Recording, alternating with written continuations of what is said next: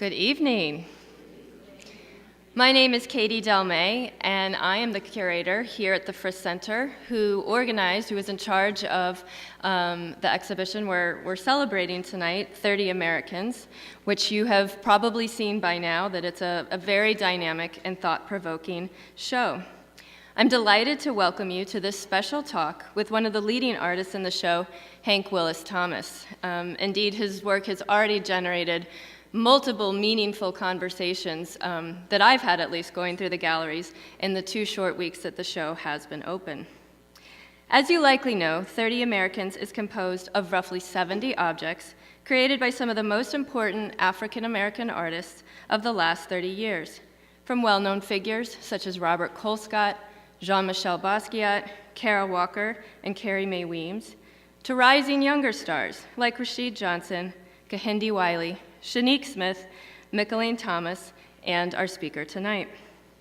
When seen together, the exhibition provides an opportunity for a stylistic conversation between these artists and a cross-generational exploration of the influence not only of race, but also gender, class, sexuality, and history on individual identity. In addition to this lecture, I'd like to invite you to come back for other featured programs held in conjunction with 30 Americans. Food for Thought, Visualizing America Through the Art of Norman Rockwell and 30 African-American artists, which is a joint venture with Vanderbilt University's Office of Community, Neighborhood, and Government Relations, a project that will examine this exhibition and one that opens next Thursday in our upper level galleries on the artist Norman Rockwell. And another artist perspective with Nina Chanel Apney, one of the youngest artists in the exhibition, on Friday, November 22nd at 6:30. And please visit our website for more information on these programs and several others. But back to tonight's talk. I'm thrilled to have with us this evening Willis Thomas, a New York-based photo-conceptualist artist working with themes related to identity, history, and popular culture. He is particularly interested in the position and image of African-American men in our society. He received his BFA from New York University's Tisch School of the Arts and his MFA in photography, along with an MA in visual criticism, from California College of the Arts in San Francisco. Thomas has acted as a visiting professor at California College of the Arts, Maryland Institute College of Art, and the International Center of Photography, and has lectured at Yale University, Princeton University, and the Birmingham Museum of Art. His work has been featured in several publications, including 25 Under 25, Up-and-Coming American Photographers, and his handsome monograph, Pitch Blackness, published by Aperture in 2008. He received a New Media Fellowship through the Tribeca Film Institute and was an artist in residence at Johns Hopkins University, as well as a 2001 fellow at the W.E.B. Du Bois Institute at Harvard University. Thomas has exhibited in galleries and museums throughout the U.S. and abroad, and his work is in numerous public collections, including the Whitney Museum of American Art, the Brooklyn Museum, and the Museum of Modern Art. Finally, his acclaimed collaborative video project, Question Bridge, has been featured at the Sundance Film Festival and been shown at museums and galleries across the country. Please join me in welcoming to this stage this very accomplished artist, Willis Thomas.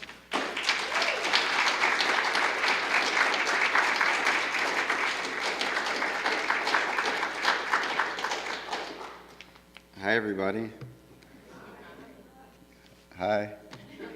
No, it's not waving back. Hi. And I see you there.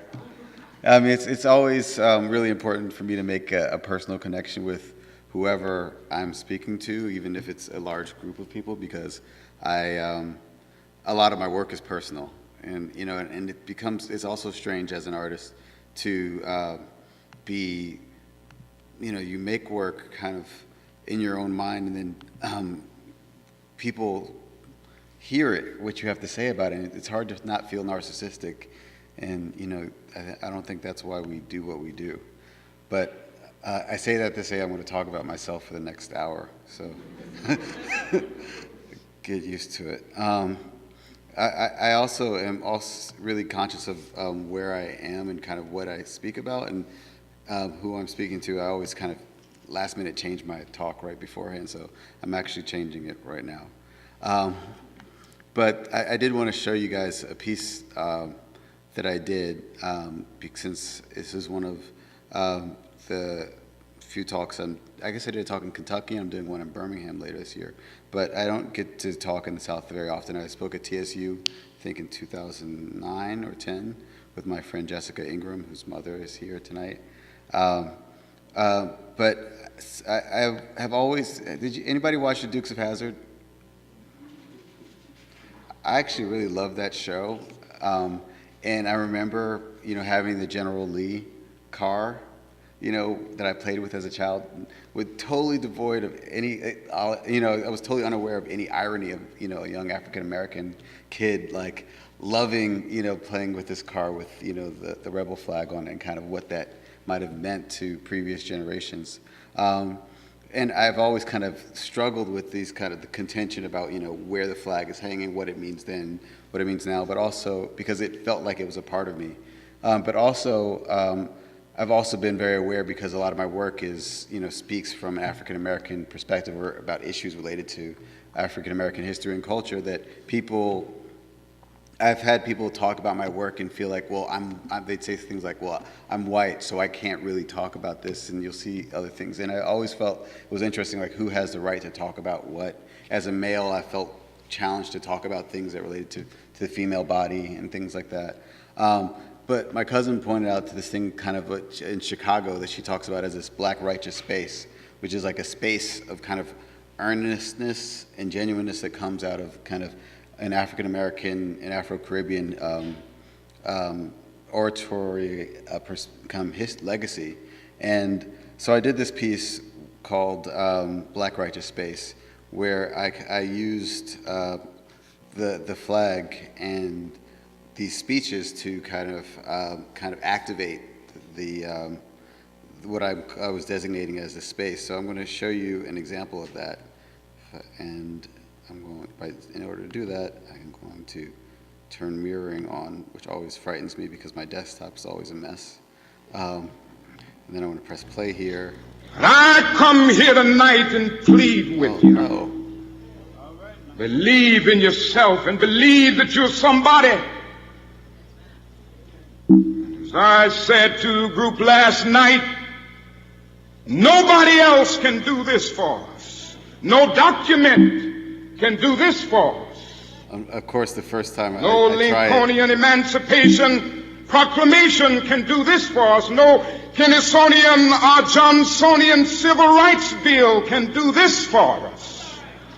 If the Negro is to be free, he must move down into the inner resources of his own soul and sign with the pen and ink of self-assertive manhood his own Emancipation Proclamation. But of course, you can't see the whole screen on this one time. But what's happening here is this is a voice-activated piece where, and of course you can only see a quarter of it for some reason. But every time I speak into the microphone, kind of the flag becomes fragmented, and I'm using the colors of the Negro Liberation Movement to kind of talk about that. But so on that note, my first deflated, that's never actually happened to me before. So I'm going to have to just switch to talk about something else that I wasn't going to talk about. So I'm going to talk about another piece that kind of really makes me happy then. It's a piece called The Truth Booth that I did with some friends, actually. Composure. I'm going to take it from the top. So what I've always been really interested in kind of things that kind of talk about perspective. And in 1968, just 8 years before I was born, there was this march in Memphis, Tennessee, by the sanitation workers who were trying to desegregate kind of the working areas and the recreational areas. And many people know that during this, in support of this protest, is where Martin Luther King was assassinated in Memphis. And I just found it really fascinating that just 8 years before I was born, it was necessary in this country for people to stand collectively and kind of affirm their humanity, especially because the statement that I grew up with wasn't "I am a man," it was "I am the man." And I thought it was kind of really interesting how it went from this kind of collective we, I am we statement from the civil rights movement to like this kind of really kind of self-oriented perspective of the integration hip hop era. And so I made a series of paintings kind of riffing off of that phrase. And so the top row is almost like a poem, like a timeline where it talks about the Constitution, where African Americans were counted as 3/5 of a human being.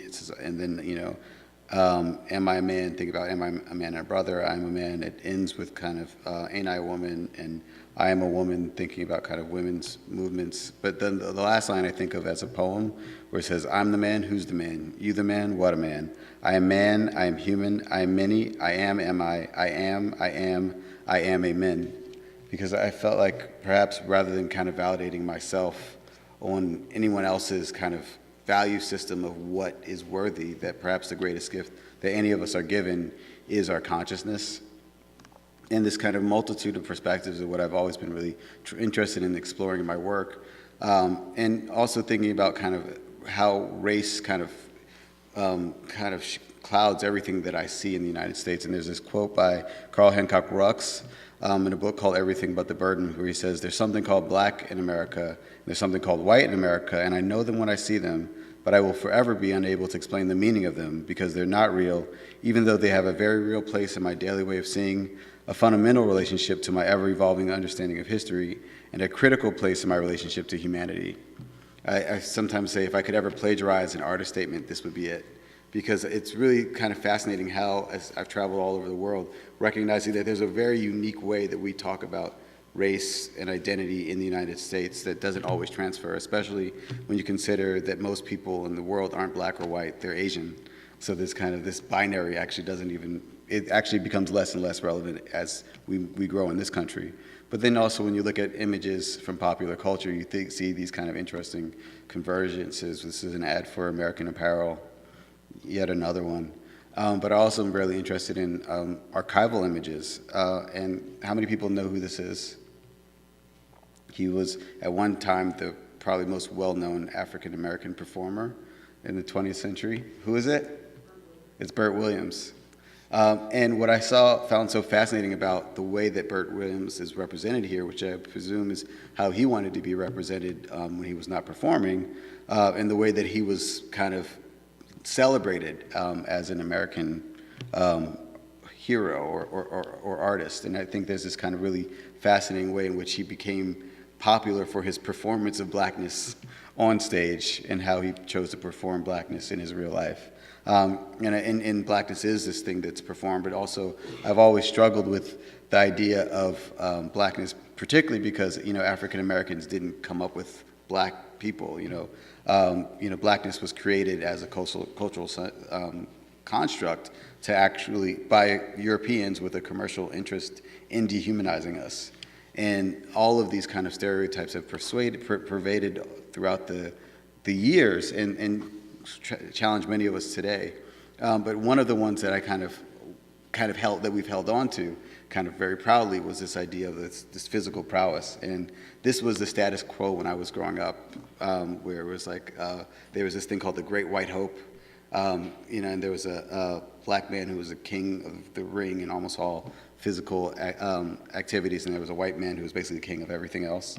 And then in the past 5 years, there's kind of been this really amazing flipping of the script where you see now that the Great White Hope has come in the form of the Klitschko brothers in boxing, no one cares about heavyweight boxing anymore. Which, and of course, then there was this new hope, and the Great Black Hope, or multi-ethnic hope, that became our president and who's still undefeated.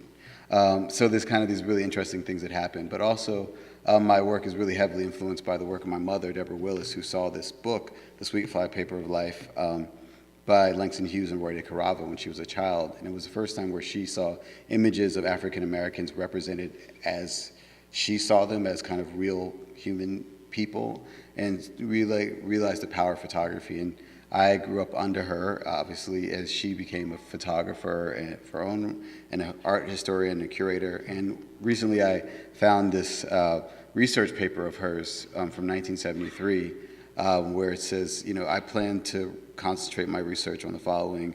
I found no standard art history that refers to any Afro-American artist.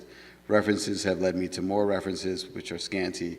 I've written more than 50 letters to resources that have had enthusiastic feedback. This is for an independent research project about Blacks' contribution from photography from 1840 to 1940.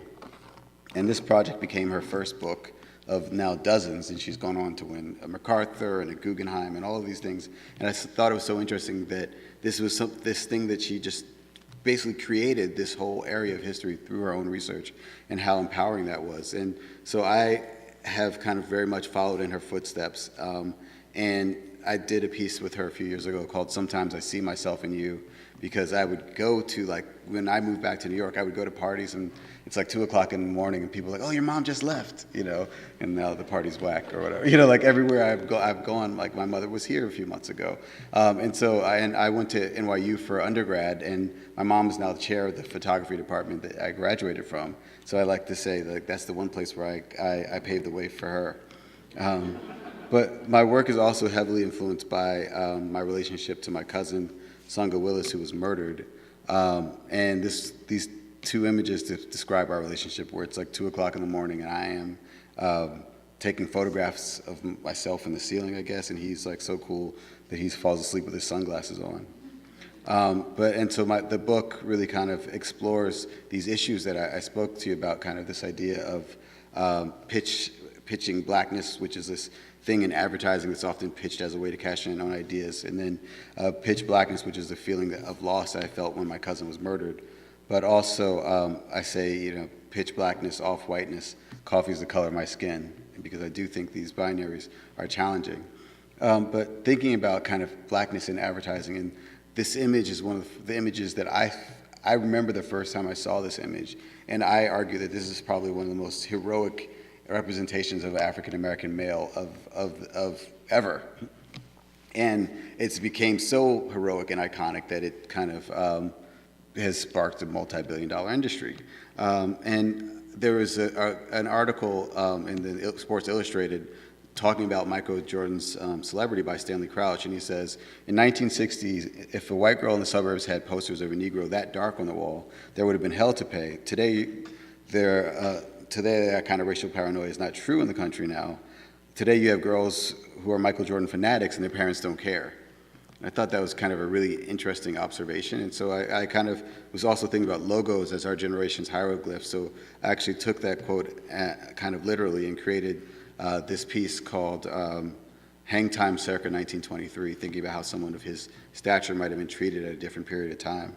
But I also did this piece called Absolute Power. I started thinking about advertising as, well, it is the most ubiquitous language in the world. Like, you can go to, Cuba, and you can go to Korea, and you can go to the Philippines, and you'll see some of the same ads and the language might be different, but the images and the references are almost the same. And I thought it was really interesting how you could kind of use this language to talk about things that aren't necessarily related to a product. And so to me, this is absolute power, the way that you could actually, thinking about black people in America as, when we talk about black identity in this unified way, when we know that 500 years ago in Africa, there were no black people, there were hundreds of religions, thousands of languages and cultures and worldviews, and people were kidnapped, packaged into ships, and sent halfway across the world and told that they're all the same. To me, 500 years later, their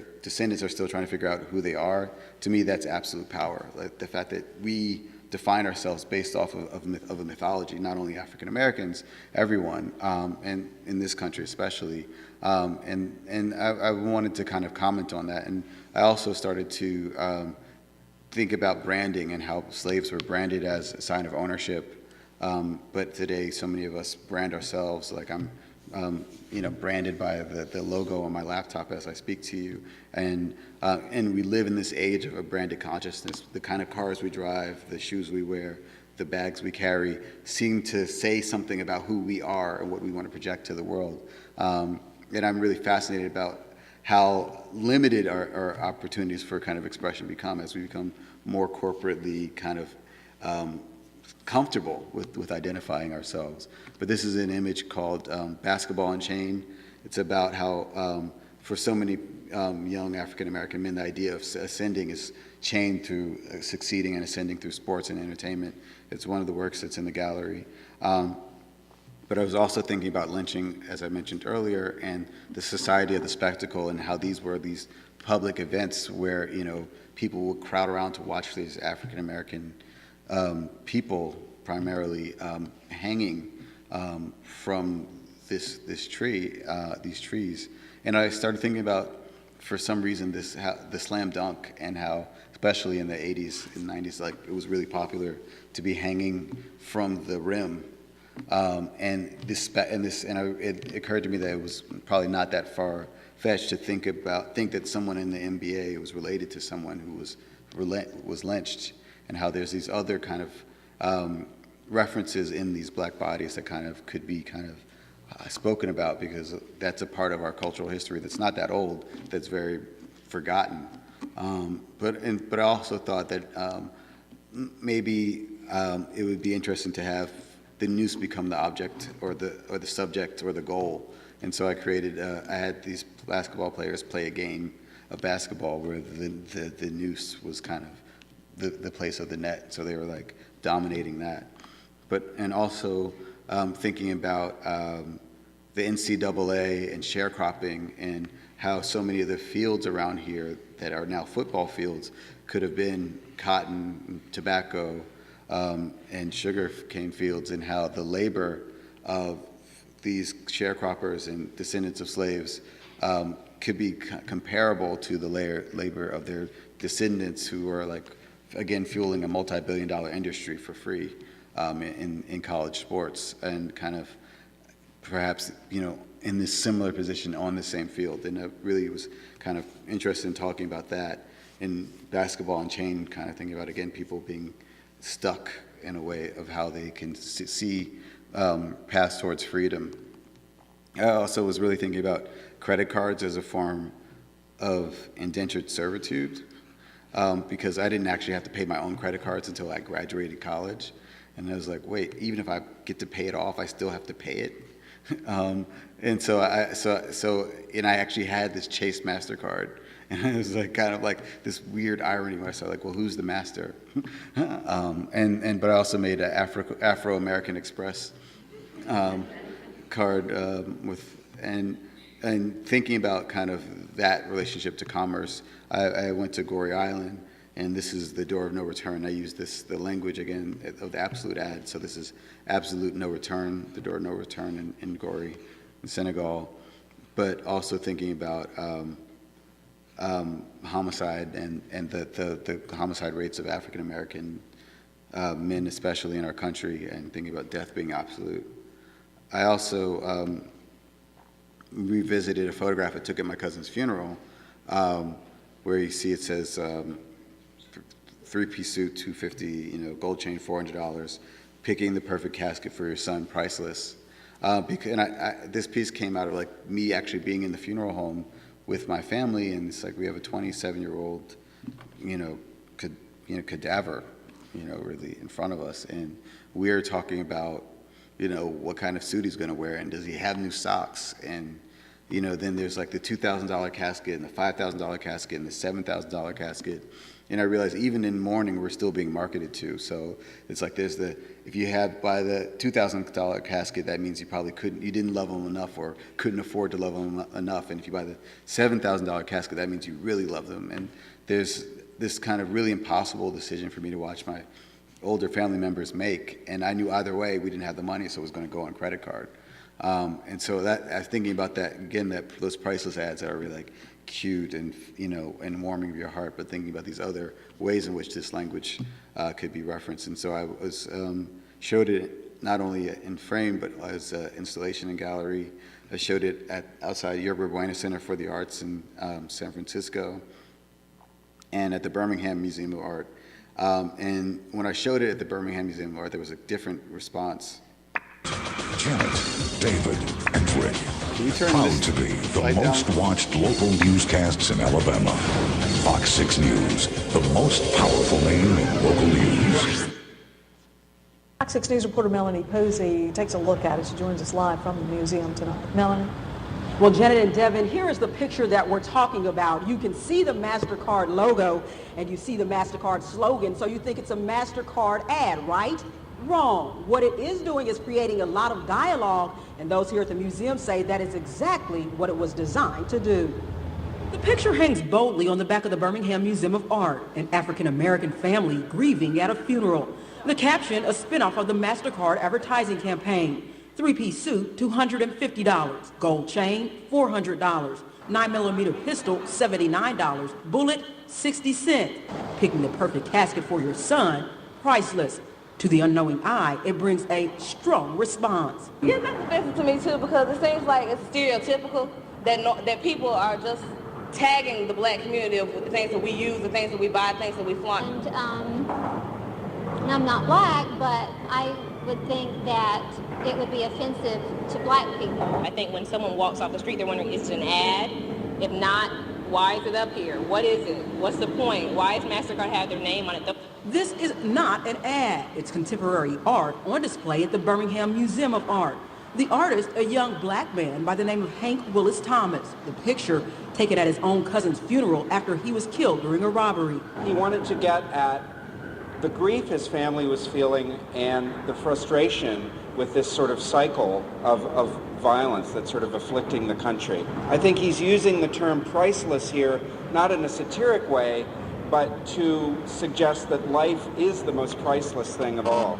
Willis relies on artistic license to play off of the MasterCard logo, a key he uses knowing how much Americans connect with advertising. After learning what it's all about, Jennifer Swenson's response turned from offense to grief and eventually hope. I guess the artist had a choice. He could have picked up a gun and he could have sought revenge. And what this artist chose to do was to make a statement, even though it's offensive to some people, if it changed one person's thought process in life, then it would be worth it. Now, because of the response to this picture, the museum has put up this explanation. However, as you can see, it is rather small in comparison to the picture. Some people may miss it, so they plan to add a much larger placard later. Also, the curator says the reason this piece is outside is because it was too large to fit inside the...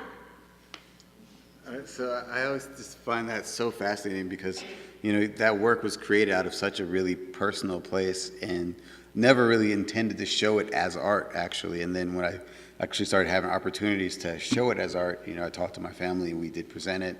And then I guess at the my greatest hope would have been for it to be kind of spoken about in public and on the news. But then you kind of see how when things are kind of put on the news, they're kind of like dumbed down into this kind of lowest common denominator kind of perspective, and you see these really interesting things kind of emerge where, you know, African American community are offended because they see all these things that they don't want to be associated with it, but because it's African American bodies in it, then they feel like they have to.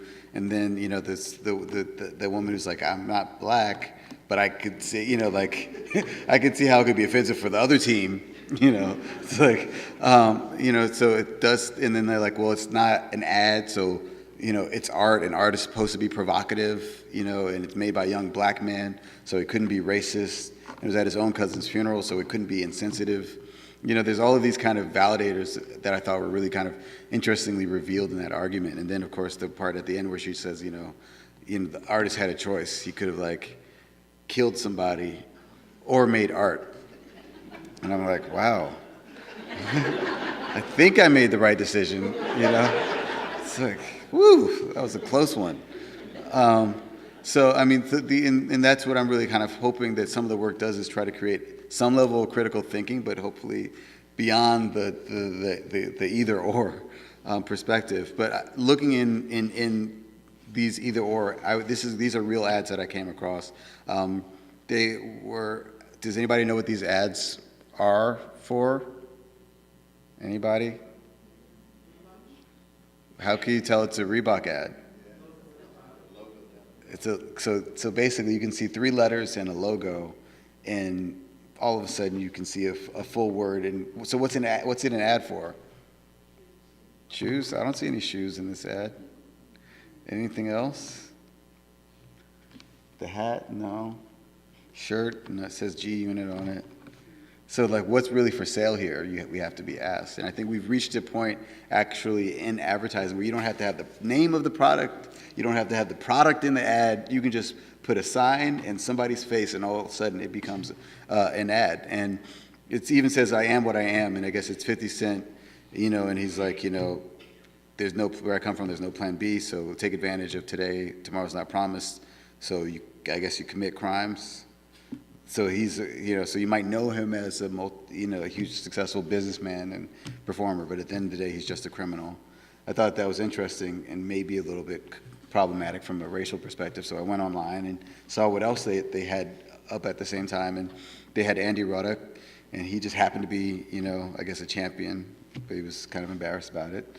And then, there was Lucy Liu, who's just a cute little girl, and then Yao Ming was a monkey on a basketball, and then Allen Iverson's the devil, and Jay-Z says, I got my MBA from Marcy Projects, so he's got the rubber band, so he's basically saying he's a drug dealer.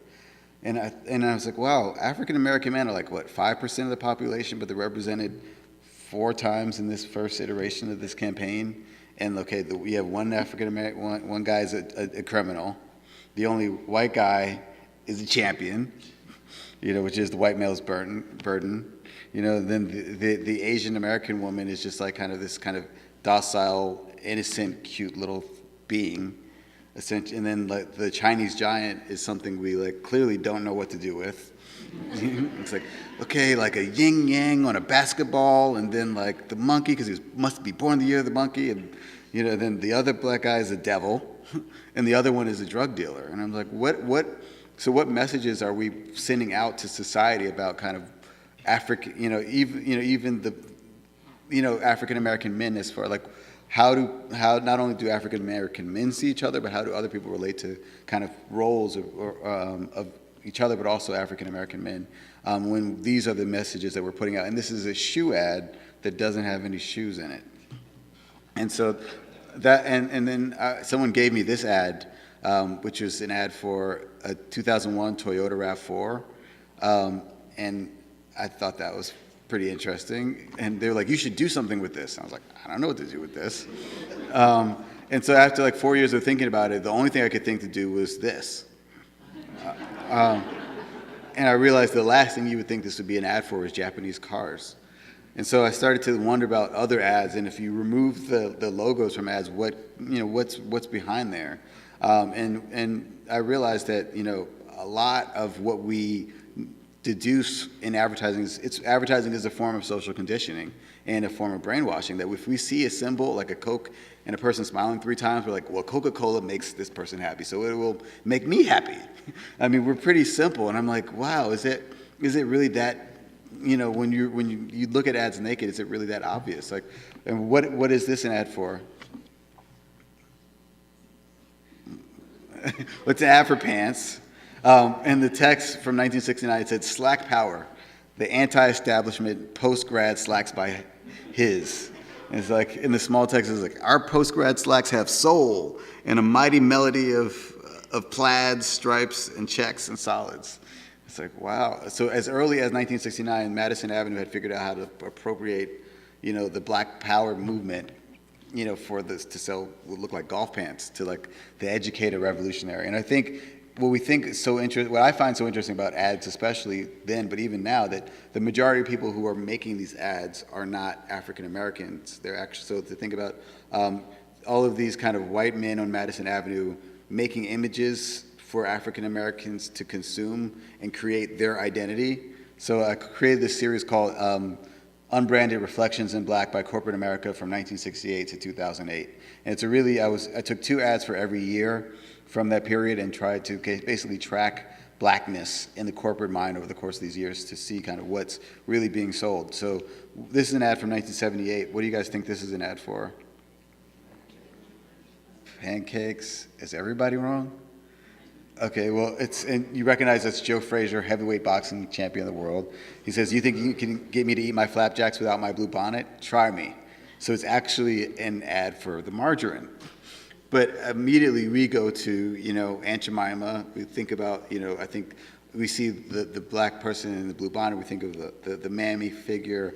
And there's so I feel like whoever created this was pretty kind of slick to create, to put like one of the few symbols of African-American power and, into this kind of like basically reference to this domestic servant. But then there's also, what I also find interesting about ads is that no one can claim full responsibility for them. They're kind of a reflection of our society's hopes and dreams at a given period of time. So like these, so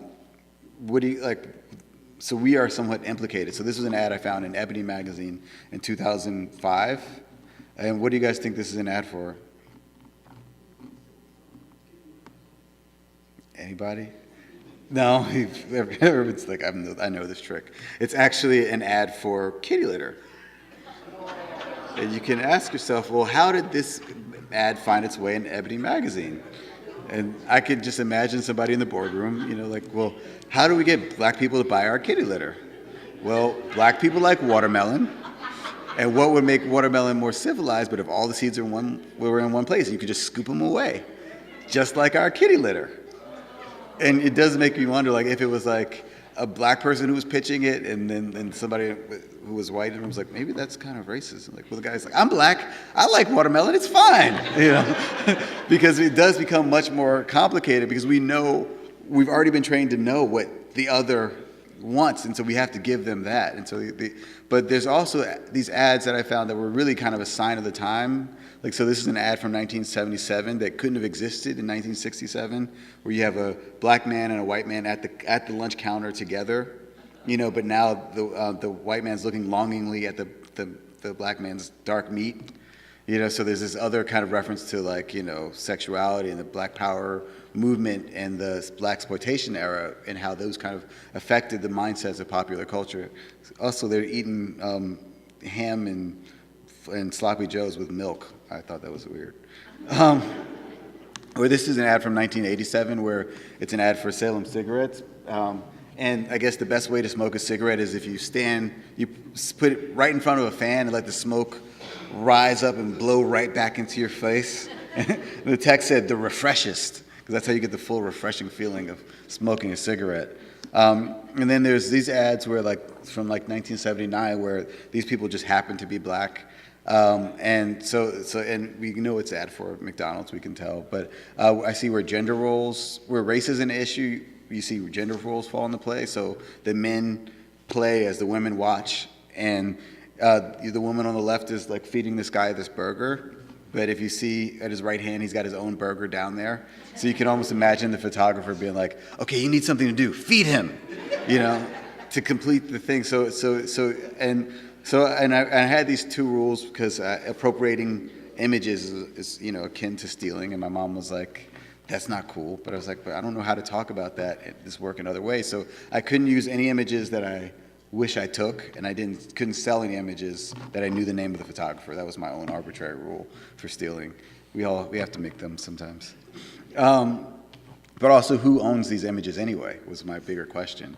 And in service of what? So this was an ad where I really liked, and I was like, I kind of wish I took this picture. And I was looking at it, it was like Black History Month. It's an ad for Chevy cars, obviously. And it said, once upon a time in America, there were people who were proud and strong and all of these things. And I was like, wow, this is really nice. You have like the African chief griot and the soldier and the jazz musician and the civil rights activist and the college graduate. It's like, this is really, really nice. And then it's like, wait a minute, somebody's missing in this timeline of African-American history. Does anybody recognize who's missing? The slave, right? So because you can't really sell the heartbeat of America with a picture of a beat up bloody slave in the middle of it. So in the corporate memory, we came here just like everybody else from our rich traditions, and we just fought hard and worked on to so I renamed this Once Upon a Time in America, There Were No Slaves. Because it's so kind of crazy how we forget and how we're conditioned, in these things that are celebrating our culture without remembering the kind of major part of it. And so when 30 Americans First was debuted, at the Rebello Family Collection in Miami. That was the first time I actually saw the whole series, where actually created all 82 images and showed them in this room, and you can see 2 of the images that are in the show there. But actually it kind of took up a lot of space, so that hasn't really traveled with the show. But also when I was creating this work, I started to see a lot of other images that kind of didn't fit into the rubric I was making for that piece, but because now that it's not politically correct to show African Americans in a similar light, in a way, there's a whole host of other brown people you can basically do the same thing with, and African Americans will never protest. And so this is an image I call "Now That's Funny." So because it's like this incredibly offensive Altoids ad, and it doesn't cause any stir whatsoever. But if we see African Americans in the coon position, we're like, wait, that's not cool.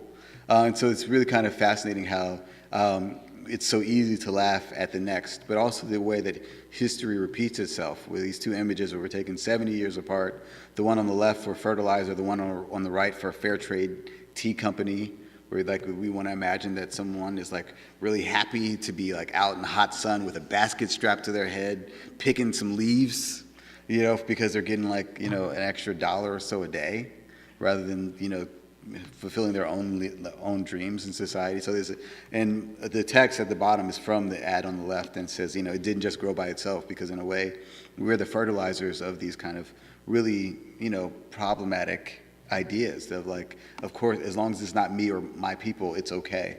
And I was able to display some of the work out in public in Canada, actually.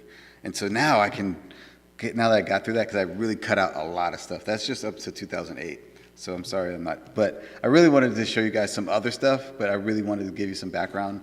But I do a lot of collaborative art projects, and that's a major part of what I'm interested in, making work, because a lot of my work can be really heavy, and one of my friends was like, Hank, I really love your work, but it really kind of bums me out. And I was like, oh goodness, I don't know how to make work that is good but happy. And so I'm going to show you just a few seconds of a piece called Along the Way, which my friend Jessica, who I mentioned, and I and a few others created this piece, which is a video mosaic at the Oakland airport, where we basically went around Oakland, and we were asked to do a piece about kind of diversity, and we wanted to kind of show kind of the diversity of a community, but how, without being too generic about how many things we have in common. And so it starts off with these eyes of different people, different generations, genders, and ethnicities, kind of they blend into each other until at one point it stops on a pair of eyes. And it's weird how seamless it is. We talk about how similar we must all be. But on top of that, a mosaic builds. And you start to see that, all of these kind of people that exist within all of us, because this piece is really about community.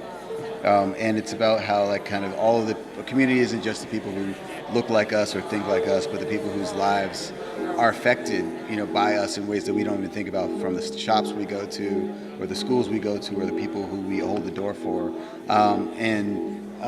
As I really struggle with how my identity is reduced, and how anyone's identity is reduced. And so this was just a chance to like walk up to total strangers.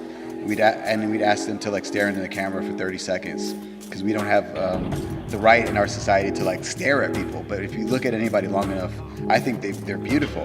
And that's really kind of what I wanted to celebrate, because we have the celebrity culture where it's like you have to look like this that nobody looks like. Even the people who are that beautiful need to be retouched. And so why can't we celebrate the beauty of like how we really look in all of our diversity? And so this piece just makes me happy, and I do think it's good. And there's these kind of fun kind of moments where like, this is a guy who told me on the right that he felt Oakland was the only place he felt safe to live in a tree. And she couldn't keep quiet for 30 seconds, just kept talking. And then I think it moves on to this moment where like this one person is spinning, and the other person I'm spinning with, so it's just kind of, it's almost a celebration. I do feel like it's a celebration of like life and our different humanities, where this clown is sitting there looking bored, this kid is clowning around, and so it goes on until it becomes another mosaic, and it's just a piece that I was really happy with, and started to do a lot more of collaborative projects.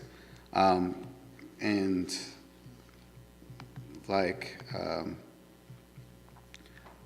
this one called The Truth Booth, which is my friends and I went to Ireland, and we created this big inflatable speech bubble, and it's a modern day confession booth where you walk in, it says everyone has their version of the truth on this touchscreen. What's yours? Speak for the next 2 minutes, starting with the truth is. And so what I found so fascinating is that when you give everyday people an opportunity to participate in the creation of art, you can learn some things, and that's why I really make the work. So these are a few submissions from Ireland to the Truth Booth.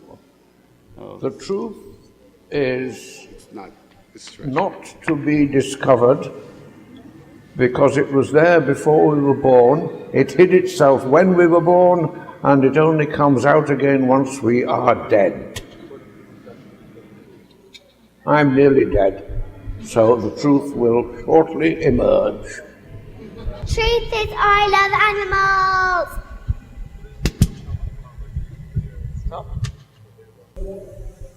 I believe the truth is the struggle to find what it really is.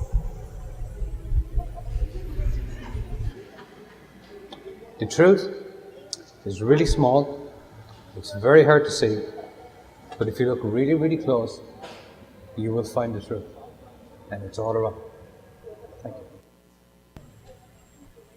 The truth is, I still don't actually know how I've ended up in Northern Ireland. I mean, I live in Belfast, and I've lived there now for about 3.5 years, and I think it's all means to an end, but the truth is I still don't know why.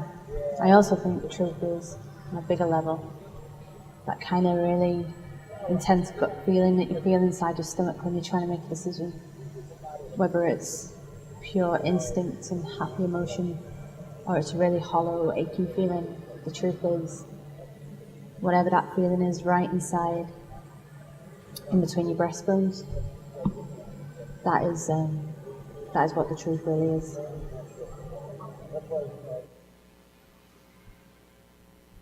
The truth is that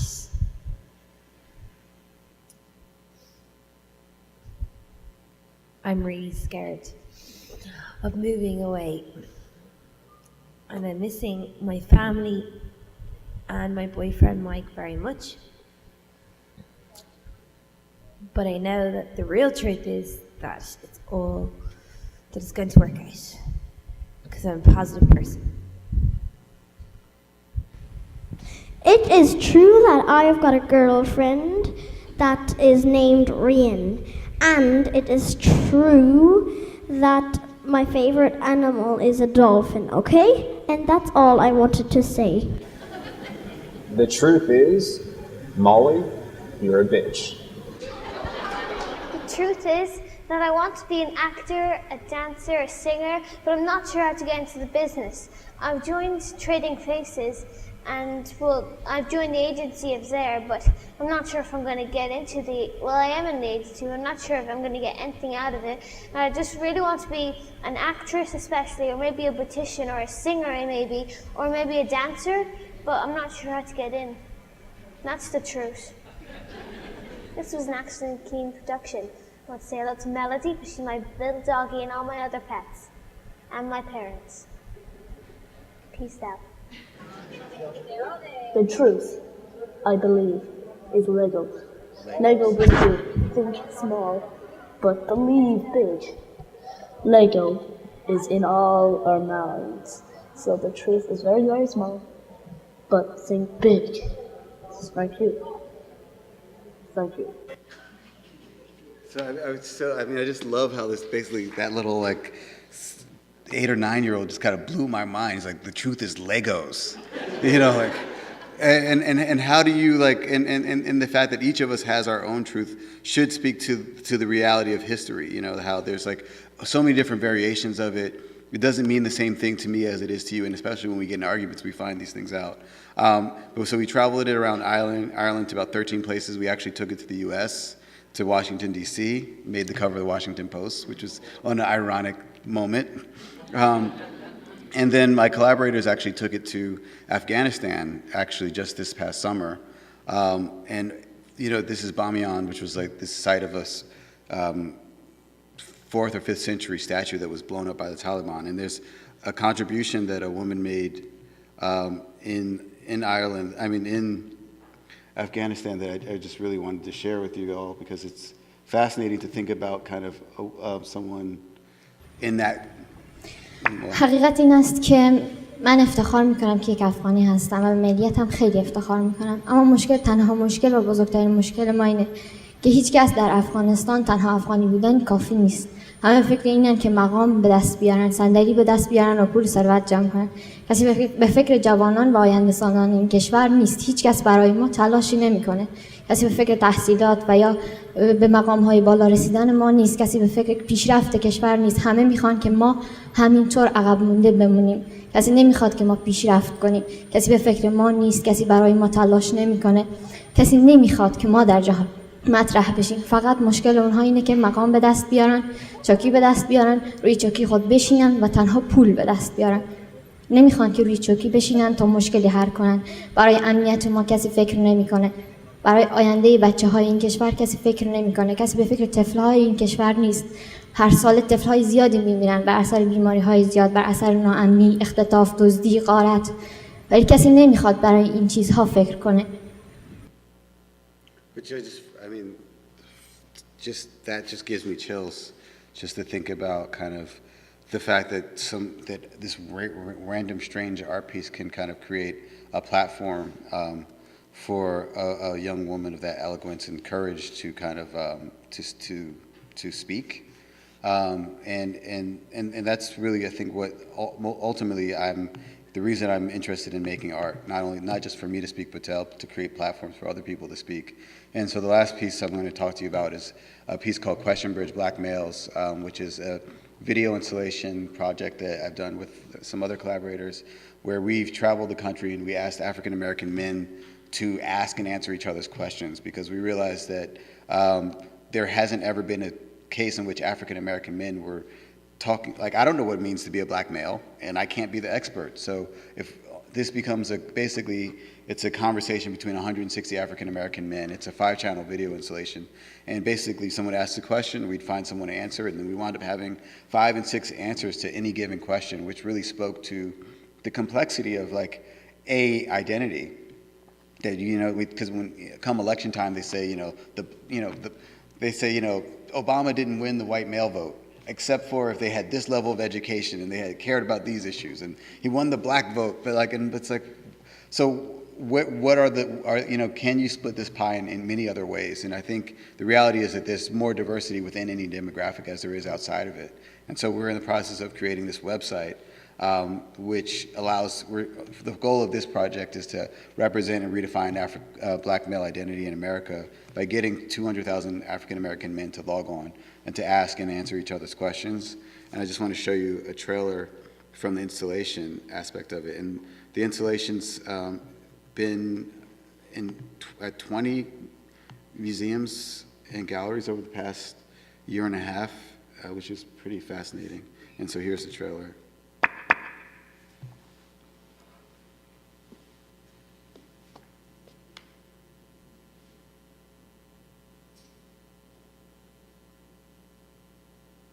Black man. Do you want to get out of the situation that you're in? What is the reluctance for taking responsibility for improving our communities? Are your children better or worse off as a result of your involvement? Why wouldn't you be happy with your son being gay? Why are you so violent? Why do you have that take mentality? Why are you afraid of being intelligent? Why? Why? Why? Why? Why? Why? Why? What I want to know is why.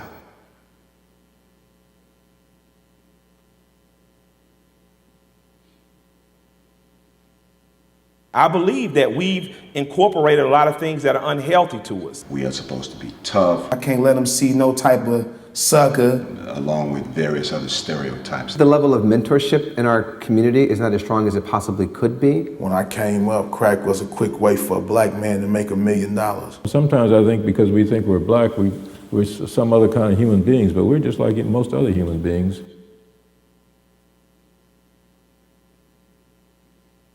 Why Didn't y'all leave us the blueprint?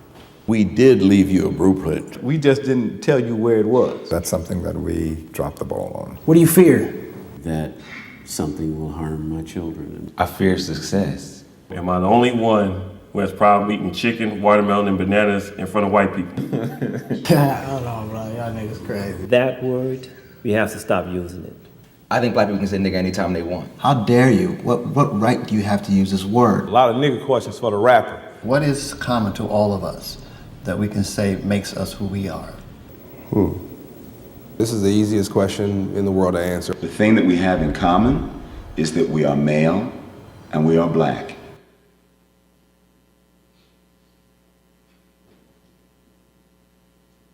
All right, my question is, I try to live good, but I'm surrounded by bad. And I want to know what it is I could do to do better and live peaceful, surrounded by all evil. How can I do that? Yet again, like another question by a young person that kind of blows my mind. And so I guess I just want to leave you on that note of, usually this is the part where people ask questions, but I kind of want to ask questions of you all, if that's okay. And if you have to go, you should go. But who wants to answer a question? Raise your hand. Okay. So, do you identify as a white woman? No, the there with the blonde hair.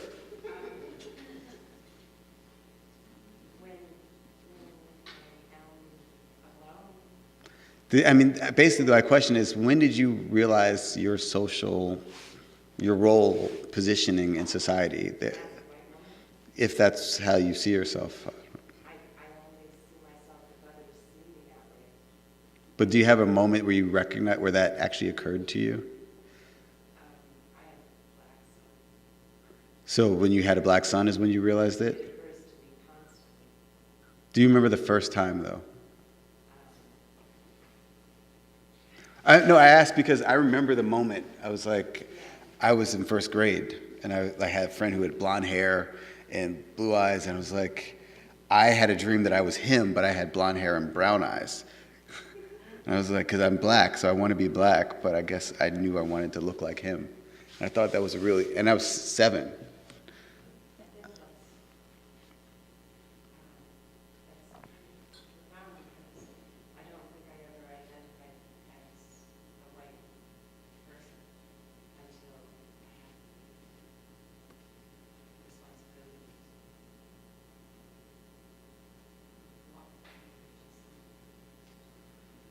Well, thank you for, I mean, that touches my heart as far as like kind of thinking about how an action or something can kind of, like that's what I'm saying, we start shifting, or our positions kind of can become created by what we do or how other people relate to us. Anybody else want to answer a question? You going to answer one?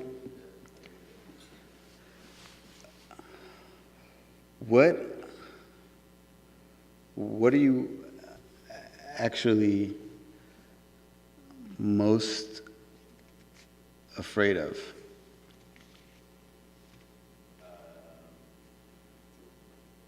I would say I'm most afraid of what's going to happen to the youth that will, I guess, be our future. Why? Because do you think you'll be here then?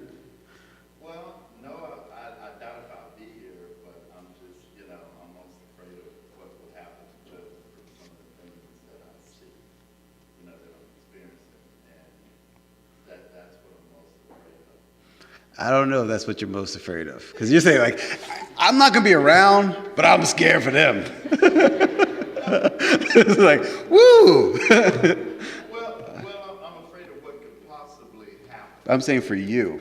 Oh, for me personally? What are you most afraid of? I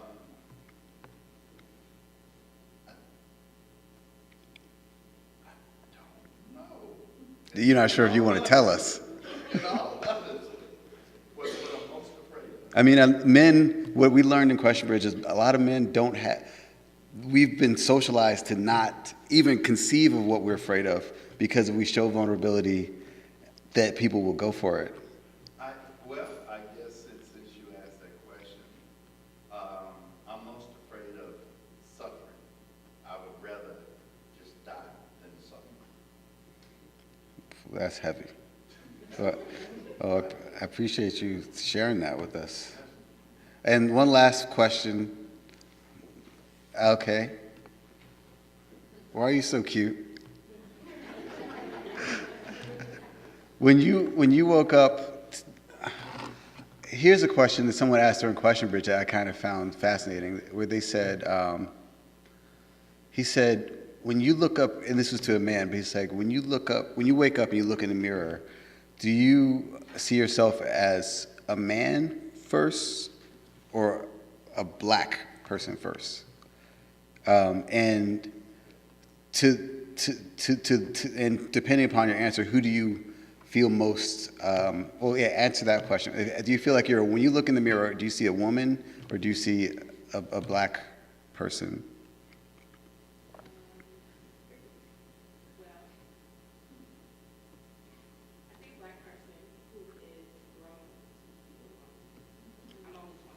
So you see race first, and so would you say that, do you align yourself? Do you feel more comfortable do you align yourself politically as a woman or as a black person? Go.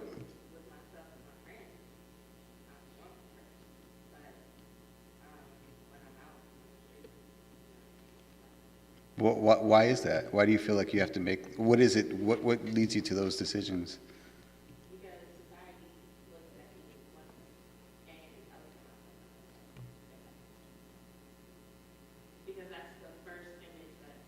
So you're saying what you see in the mirror first when you wake up is what society sees.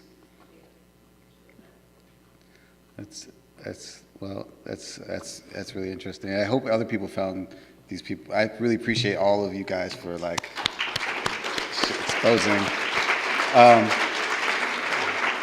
And now I don't know if there's any time left for questions, but if anybody has a question to me, go ahead.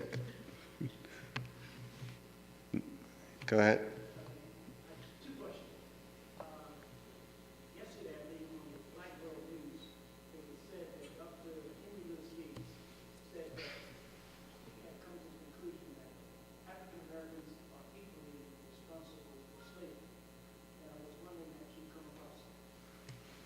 I had not come across that. I don't know if I'd be curious to hear what specifically he was talking about, because I mean, there's this real reality of, especially in, did you say African Americans or black people?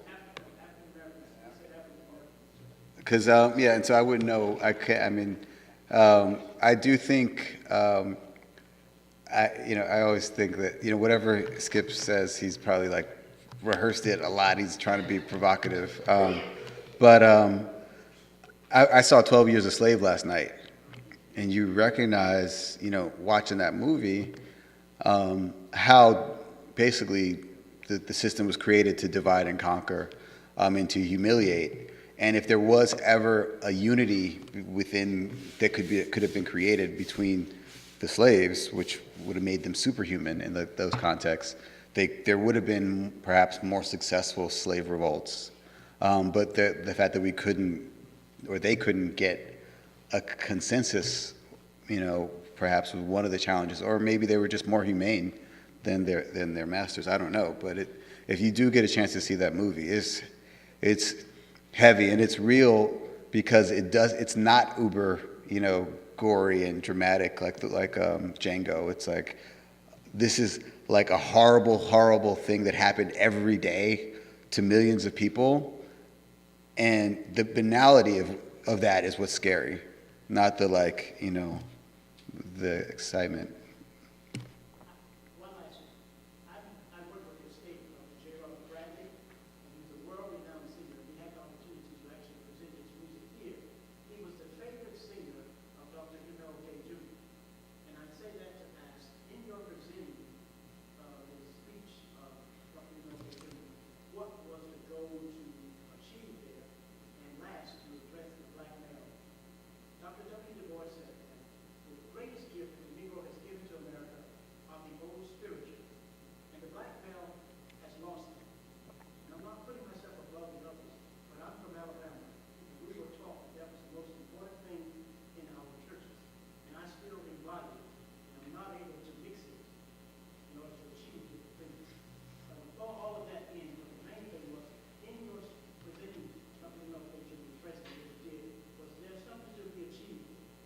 Well, that's so in that piece, which I'm so sorry that I didn't get to present it right. It threw my whole everything else off. But there's actually, it's a 2-hour playlist, and that MLK thing's probably the only time he comes up for that, like 3 minutes.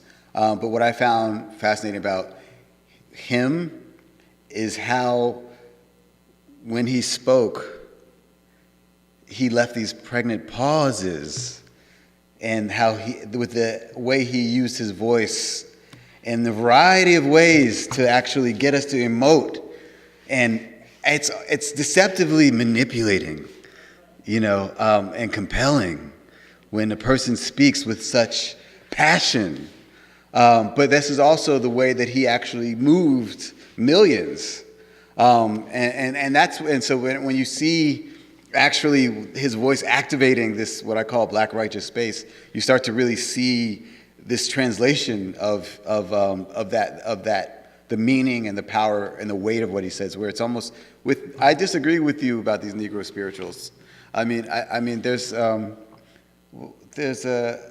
to be one out right now. See, I'm not up on popular culture like I should be. But I would say, and maybe I'm afraid to say what song, but I think when you think about what's driving popular music right now is, Southern hip hop, and like I saw a 19-year-old talk about Drake, who's a rapper, and he was like, he's got tears to his eyes because it was so. He's like, did you hear what he just said? This moved me, and that in a way that I think basically these artists it's a different iteration of spiritualism that you might be comfortable with, but I think the tone of it and the righteousness might be comparable as far as it's about ascending and kind of achieving beyond and having faith outside of what the world is telling you. That's my own 2 cents. So go ahead. Hi. I recognize your voice when you say how you doing there, Hank. Well, I've known your mother has been here for 30 years and carried me through that Minneapolis. See, I told you I can't go nowhere without somebody knowing my mom. Well, and I credit her. She actually got my work in the shower. Oh, great. And your name is? Oh, yeah, your photographs. Wait. Yeah, but is which photograph in the Schomburg? Is it the one of the? Yeah, I was gonna. That's the with but there was some baptismal images. Various churches of the South and various perspectives. Mm-hmm. But also, well, I guess I wanted to say this, talking about your work, and how old are you? 37. 37. So you were born. I didn't know your mother personally like 30 years ago. The thing is that you represent, for me, at 54, a younger generation. But as you talk about your work, your concerns are my concerns. And your mother studied through images the civil rights movement at the time. My mother lived it. And so she was my inspiration to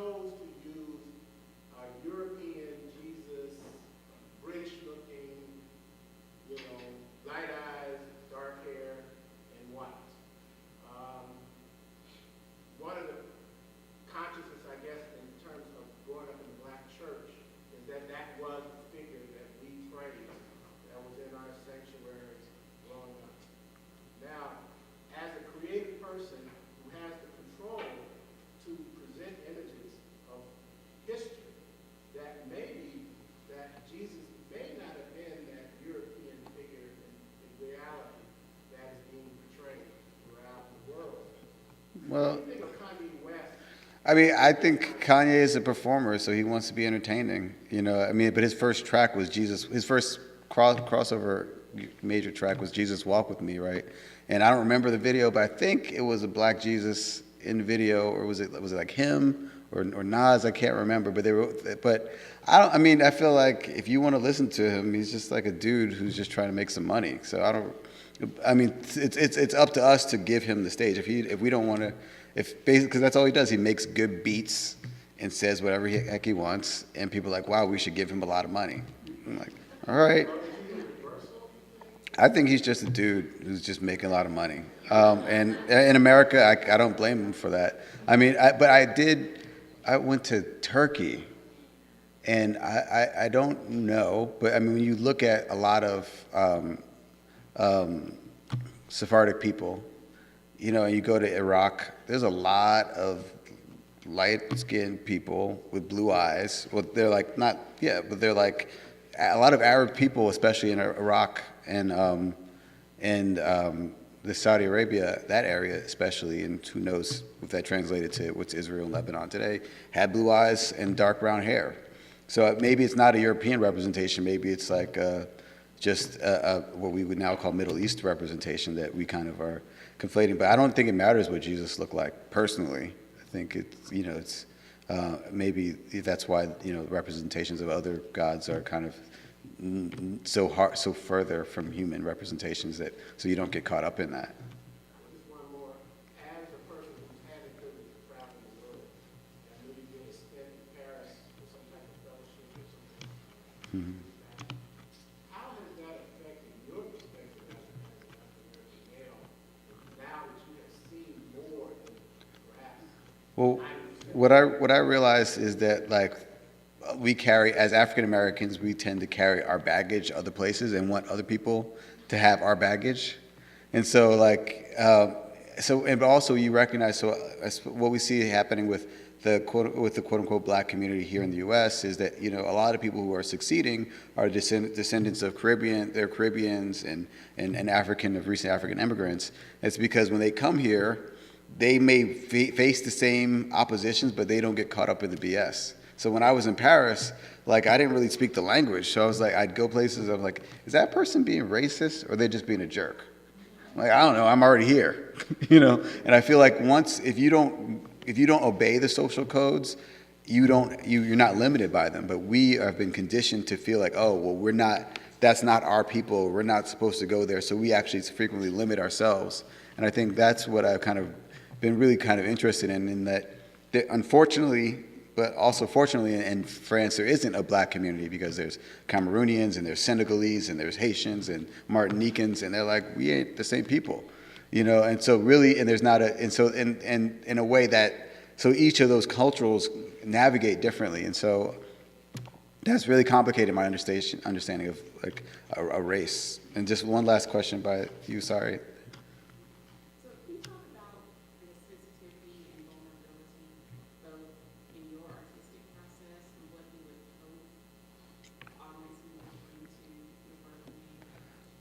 All I can hope is that people don't hate my guts. But, I think when you make art, especially if you're trying to be courageous at all, which I'm not often, sometimes people are gonna hate your guts, But I really, the goal of my work for myself is to try to open my own mind and to encourage other people to think bigger, because I do realize I've been I see almost everything from an American and really African American perspective, and there's 7 billion other perspectives that could enlighten me, and I'm really interested in people feeling that they can take my work and apply it to whatever else they're dealing with, and it doesn't have to be that they're having an exhibit, but they can kind of add bring new things to the conversation, etc. I did want to say one last thing. There was this guy, because there is this cultural hegemony of African Americans, because we are still Americans, so we think we're the best. And there's this guy who was telling me how he went to Egypt to study the Quran, and he was in the South where there's a lot of darker people, like Nubian people, and he was on a camel. He's an African American from Chicago. He was on a camel in the middle of the desert. He's and this guy rolls up to me. He's got a New York Yankees hat on, And he's like, in Arabic, do you have the latest Tupac CD? And I was like, hey, Tupac's dead. And no, why do you think I have the latest Tupac CD? The guy's like, please, please, please, I need the latest Tupac CD. He's like, but you're on a camel and we're in, and he's like, and that's when it hit me. He's like, niggas in America have black people all around the world acting a fool.